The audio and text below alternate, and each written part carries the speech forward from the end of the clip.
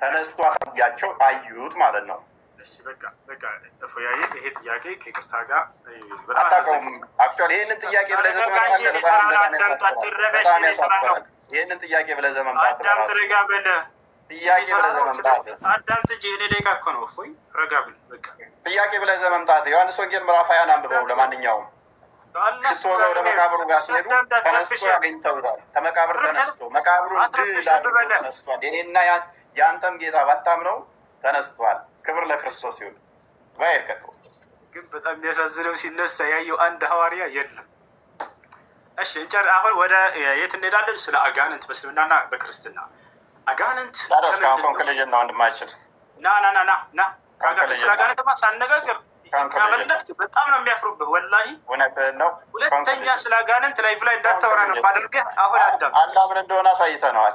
ኮንክሉዥን ስራ አዳምጠህ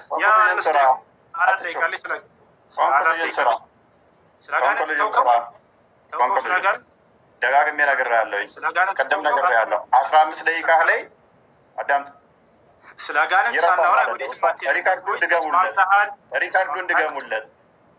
ድገሙለት። ሪካርዱን ተለጥፈሃል ማለት ነው። ልታካክስ ነው አታካክሳትም? ምን ብያለሁ? 15 ደቂቃ ላይ መጠቀም ትችላለህ ብያለሁ። እኔ ፊት አይቆም። አሁን ኮንክሉዥን እንስራ። ፕሊስ አሁን 5 ደቂቃ ሊያዝ ትይዝልኛለህ። ስለ አጋንንት ተው እናውራ። ለለመነህ አጋንንት ምንድን ነው በክርስትና ራይ ደግሞ እንደገና ዲቤ ከፈለክ እንደዚህ ጨምቄ ተከበር ካለ ከዚህ በኋላ መንግስት ላይ እየመጣህ የምትጠይቀው እንደ ህፃን ልጆች። አሁን ስለ አጋንንት ልናወራ ነው። ና ድጋሚ ለመዋረድ አትቸኩል። አላህ ማን ነው የሚለውን አሳይተናል። ፕሊስ በቃ አላህ ማን ነው የሚለውን ስላሳየን ስለ አጋንንት እናውራ። ወንድ ልጅ ነህ ወላሂ ላዚም እናውራ። አላህ አጋንንት መሆኑን ስላሳየን እናመሰግናለን። ከንክኖሃል አይደለ? ያጋጥማል። ስብራቱ ከባድ ነው። ስድብብትሄጂው ስለተሸነፍሽ ነው። አይ ወንድ ነኝ። ወንድነቴንማ ድና ያታርግ ሲማናያ ወንድ ነህ። ስለ አጋንንት እናውራ። ወንድ ልጅ ነህ አንተ። እናት ወልዳለች። እኔ ቤተሰቦች አይደሉም ኡስታዝ። አንተ አጋንንት ወንድሞች ናቸው፣ እኔ አይደሉም። ና እናውራ። ስለ አጋንንት ወንድሞች ናቸው አይደል? አንተ እኔ አይደሉም። ስለዚህ ስለ አጋንንት መስጊድም ስላላቸው እናውራ፣ በእውቀት እናውራ። በቃ አሁን ኮንክሉዥን እንስራ። ለምን ረብሸው? ኦኬ 5 ደቂቃ ትይዛለህ። ያዝ ስለ አጋንንት መጽሐፍ ላይ አውራ ቢባል አያወራ። ባይቆም መጽሐፉን አየሽ፣ አትጩ። በቃ አየሽ፣ 5 ደቂቃ አለኝ። ታልካ እንዳትገባ 5 ደቂቃ የለም። ቆይ አንተ ነህ ሁሌ ደቂቃ የምትወስነው። ቆይ ሁለት ደቂቃ በሁለት ደቂቃ ጨርስ። ያዝ አንዴ ና ደቂቃውን አሳየን። ግን እፎይ ለቅደው እንዳታደርግ። እሺ አይ ለማሳየት ይቸገራለሁ። ያለው ካሜራ ካዞርኩኝ እኔ አልታይም። በቃ እናምናለን። ቀጥል። የግዴታ 2 ደቂቃ ነው ያዝ። በቃ እሺ 2 ደቂቃ ግን በጣም ያንሳል።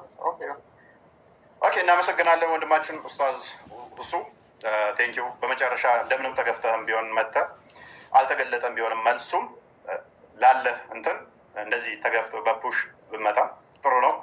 ይልመድብህ ወደፊቱ መረጃ መክፈት ልመድ። ክርስትና ላይ ምንም የምታውቀው ነገር የለም። ክርስቶስ ሉክ በስጋ የተገለጠ አምላክ ነው።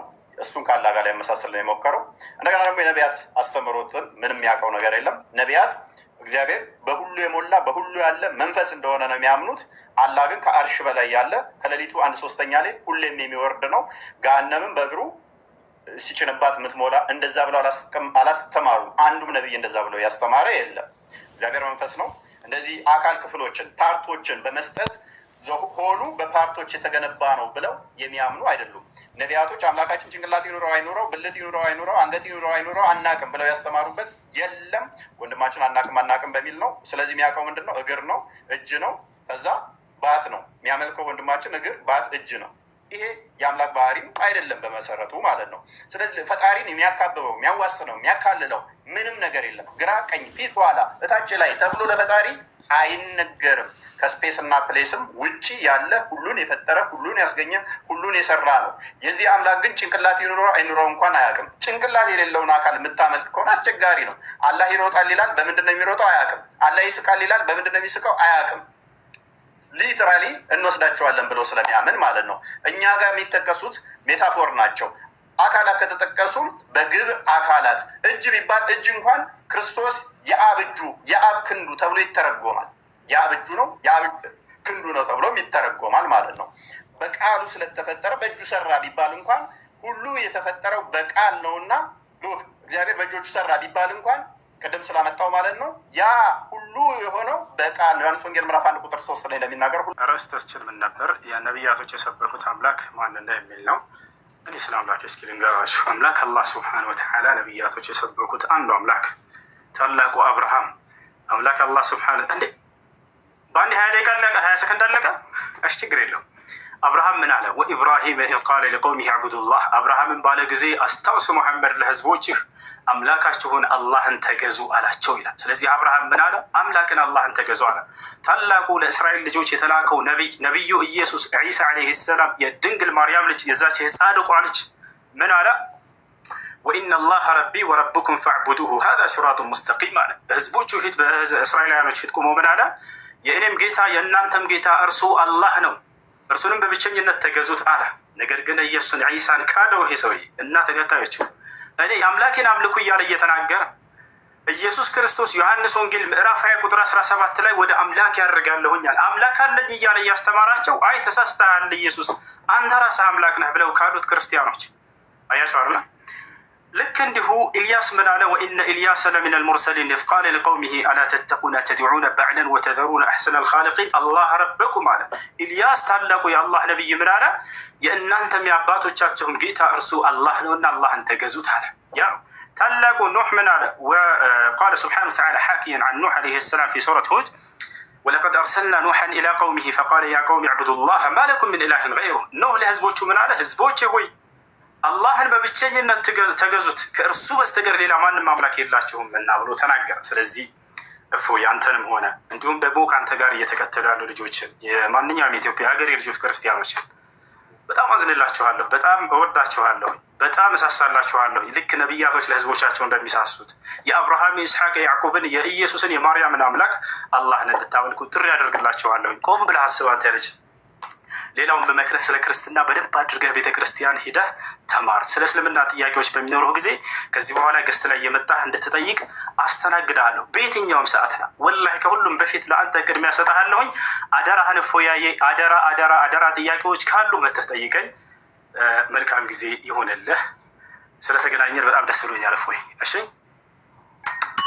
ቴንኪው በነበረን ጊዜ እኔም በጣም አመሰግናለሁ። ቤቴ ና የሚለው ብዙም አልተገለጠም ከሆነ መልስ ቤትም እንሰራለን። የኔ ጥያቄ አልተገለጠ ስላለ እናመሰግናለን። ቴንኪው ባይ። ተማር ልጄ፣ ተማር ልጄ። አስተግፍሩላህ አስተግፍሩላህ።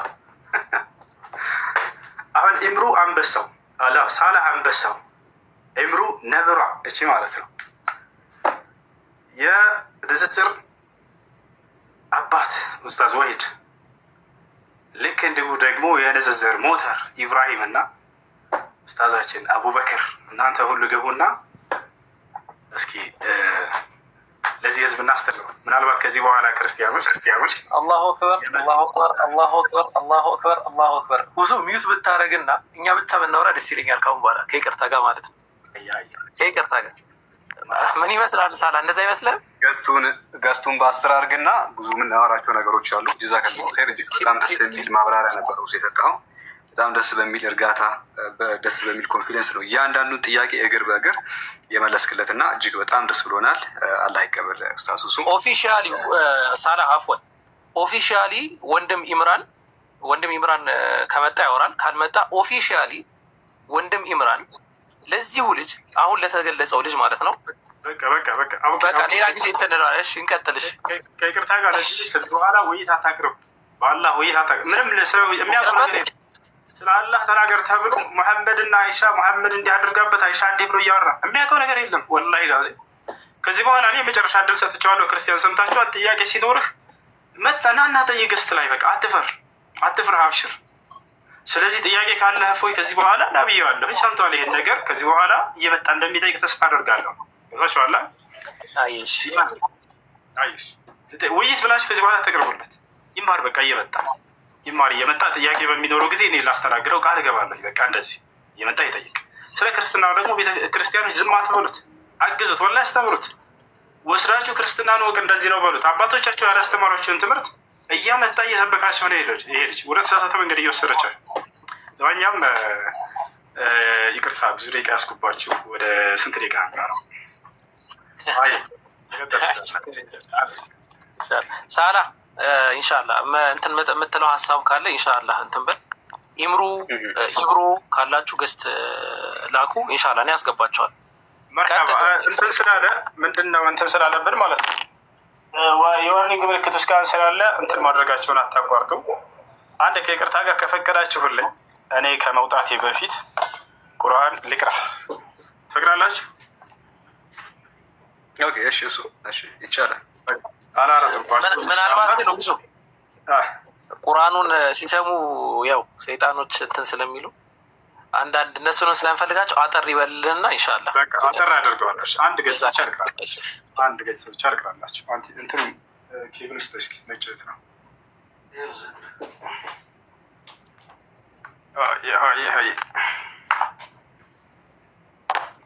እሺ ማንን እንቅራ? ሱራ መርየም የማርያም ምዕራፍ እንቀራለን።